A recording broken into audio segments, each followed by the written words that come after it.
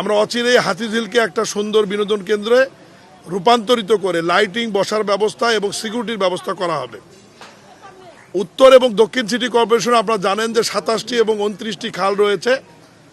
আমরা এই বর্ষা মৌসুমকে মাথায় রেখে এবং ডেঙ্গুর প্রাদুর্ভাবকে মাথায় রেখে আমরা এই ছোট খাল এবং বড় খালগুলি আপাতত ময়লা আবর্জনা এবং স্লাচ অপসারণের কাজ হাতে নিয়েছি।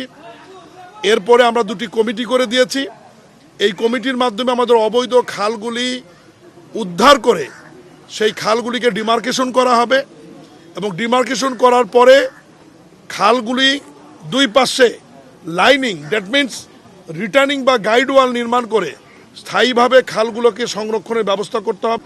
আমি এটা অনুরোধ করছি যে জরিমানার মধ্যে না থেকে আপনারা প্রশাসককে, সিটি কর্পোরেশনের কর্মকর্তাদের সহযোগিতা করেন। আপনারা শুনেছেন এই কয়েক মিটার একটি খাল থেকে প্রায় 450 ট্রাক ময়লা যদি আমাদেরকে অপসারণ করতে হয়, সেদিন সাংবাদিক কলোনি, আপনাদের যে কলোনির ওখানে যে খাল, 80 ফিট খাল থেকে আমরা ময়লা অপসারণ করেছি 56 ট্রাক। কি পরিমাণ ময়লা আবর্জনা এই খালের মধ্যে আছে! এই কারণেই অতিরিক্ত বৃষ্টি হলে এই ময়লা আবর্জনাগুলো খাল এবং পানি নিষ্কাশনের ড্রেনগুলো বন্ধ করবার কারণে বিভিন্ন জায়গায় জলাবদ্ধতা তৈরি হয়। এই কারণে আমি অনুরোধ রাখবো, আমরা আমাদের কাজ করছি, আপনারা অনুগ্রহপূর্বক আমাদেরকে সহায়তা করবেন, মানে আপনাদের মাধ্যমে নগরবাসীকে অনুরোধ করব।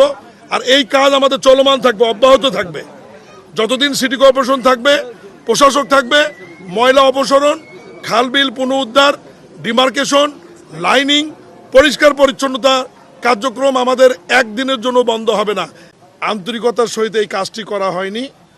আমি ঠিক 1 ঘন্টা আগেই হাতিরঝিলে ছিলাম, সেখানেও পরিষ্কার অভিযান চলছে এবং একটা সুন্দর বিনোদন কেন্দ্র যেটি লক্ষ হাজার কোটি টাকা খরচ করে নির্মাণ করা হয়েছিল, সেই হাতিরঝিলটি এমন এক অবস্থা করে রাখা হয়েছে যেখানে বিনোদনের জন্য কারো যাওয়ার অবস্থা নাই।